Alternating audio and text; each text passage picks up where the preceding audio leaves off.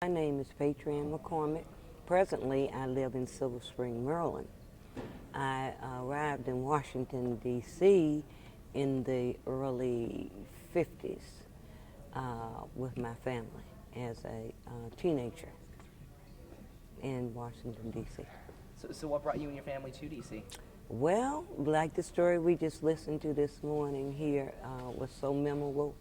My father was also a Methodist minister.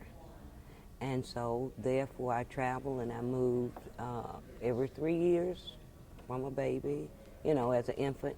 Methodist ministers at that time had a conference, so I moved every 3 years. So during that time, we first came into Maryland. And then after being in Maryland, well, first we were in North Carolina. I spent most of my younger years in Tennessee. Then we moved to Maryland. Then we came into Washington, D.C. after the Maryland. I grew up in Tennessee, okay? When we lived in Tennessee, and there was it was segregation then. We had segregated high school. We had, of course, during that time, you had segregated bathrooms. You had bathroom for black and bathroom for whites. You go downtown, you go shopping, you had to go to the bathroom for black. You would always have the sign on the wall, And then in restaurants, you always had to enter through the back door and that sort of thing. And of course, you had to sit on some of the restaurants, of course, you couldn't sit in. And then when you did, you had to sit in the back or on the side, somewhere where you weren't visible. It was also a little thing where, as I recall, if I'm recalling this right, whenever black women went downtown, they had to dress up. They couldn't go downtown dressed casual. They had to be dressed up in full dress with a dress on and hat and glove, that sort of thing, if I'm remembering that accurately. Because one time my mother wanted to go to the post office downtown, and I wasn't supposed to wear shorts.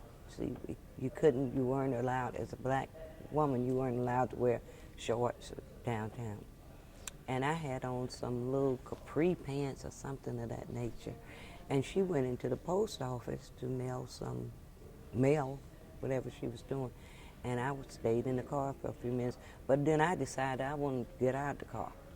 So just as I opened the door to get out of the car, my mother came running down the sidewalk, yelling to me, "Get back in the car, get back in the car, get back in the car," because I did not have on long pants. And it was a thing that you could be arrested if you weren't dressed properly going downtown. I guess I didn't realize what was really going on then. I was so young. I knew what I wasn't supposed to do, because at that particular time the communities were segregated. So I lived in an all-black community, and basically everyone stayed in their community. We did everything in that community, and we had everything we needed right in that community, like a family. So very seldom did we experience having to go outside of the community, except for, when you went downtown, or you knew when you went different places, it was a black interest and a white interest, and that sort of thing. So as a youngster, I felt secure with my, but I was aware that there were prejudices, and I needed to stay within my community. So, do you remember where you were and what you were doing when you first heard that there was going to be the March in Washington? Sure. I was in college during that time. I went to a Methodist school in Orangeburg, South Carolina, called Claflin University. And the reason I went there was because my father, my grandfather, and my cousin was president of the college at that time. And of course, they were strong followers of Dr. King. My father was a friend of Dr. King. And of course, when Dr. King would come to D.C. sometime, ministers would visit with him. And he, of course, did come to my house on one occasion as a young as a young girl when I was at home. Um, so that's how I heard about the march. I knew that they were planning the march.